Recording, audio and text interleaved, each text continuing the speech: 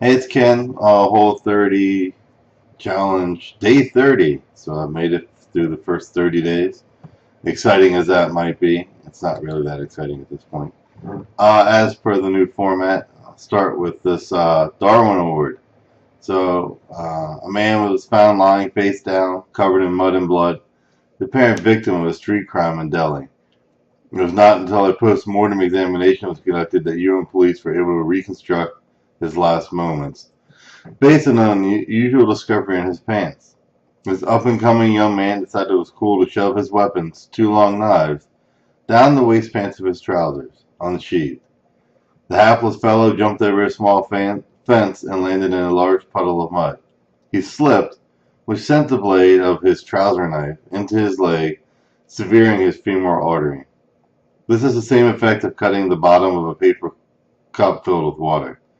In 30 seconds, he lost enough blood to be unconscious and nearly lost all his blood within 2 minutes. He bled to death before he could stagger 10 feet from the puddle. Now, I'm going to read this to you because it's particularly humorous outside of the vast ignorance. But I just want to point out that every movie I've ever watched with weapons, they're always sticking loaded guns down their pants and knives in their shirts, and they're pulling knives out of their boots without sheaths. I just think that maybe a little more realism would be nice, and clearly someone has followed suit.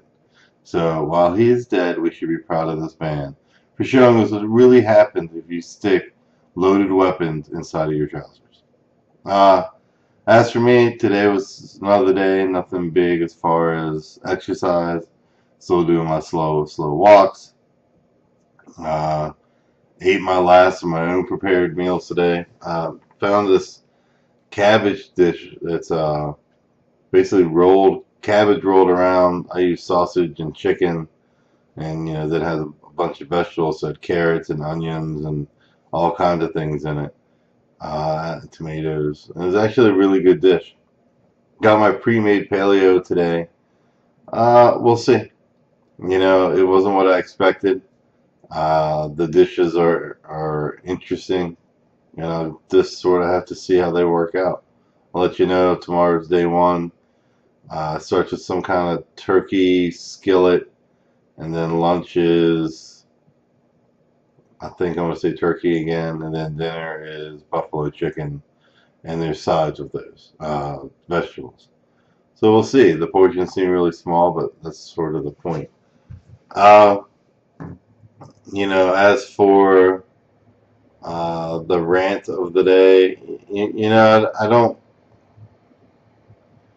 really have a good one for you right now. There's a lot of things sort of brewing in my mind, and I guess that's sort of one of the things I could rant about a little bit, and that is it gets really aggravating to me that people can't be themselves around their supposedly good friends or even general friends. Area I live in, Northeast United States, you definitely have to watch what you say. You have to watch how much about yourself you talk about. And you can't just sort of relax and be yourself. Not with the people around here. The further northeast you go, that seems the worse it becomes. Maybe that's just a bad experience. I've been here for a long time, so maybe it's a lot of bad experiences. But I will say that I've been in other parts of the country and lived in other places. It's not been that way. So I wonder how that came to be. I've done a lot of things in my life. I've worked 100 120, 130, 140 hours in a week for years at a time. 2, 3 jobs back to back to back.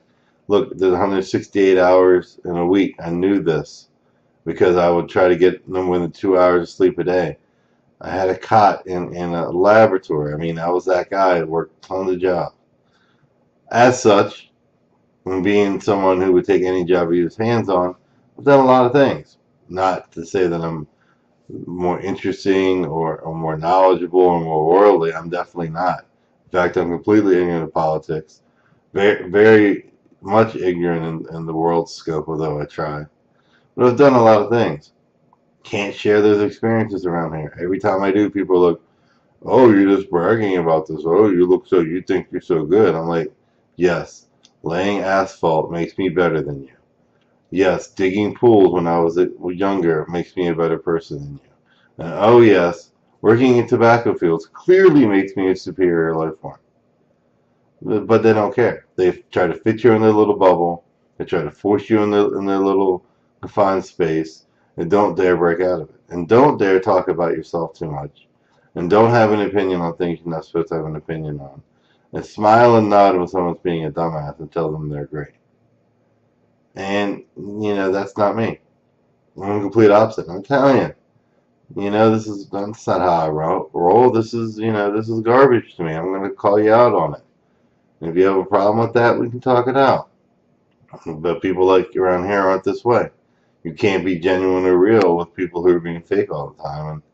And as such, I just don't have a lot of people here I would ever want to be friends with. Curious if that's just a Northeast thing, or if that's somewhere else. Also curious that all of our problems stem out of the Northeast, D.C. and New York, and the people here seem to be that way more than anywhere else. I wonder if we had more genuine people running the show, if we'd have less issues overall. That's just my opinion. All right, thanks, and I appreciate you listening in. Later.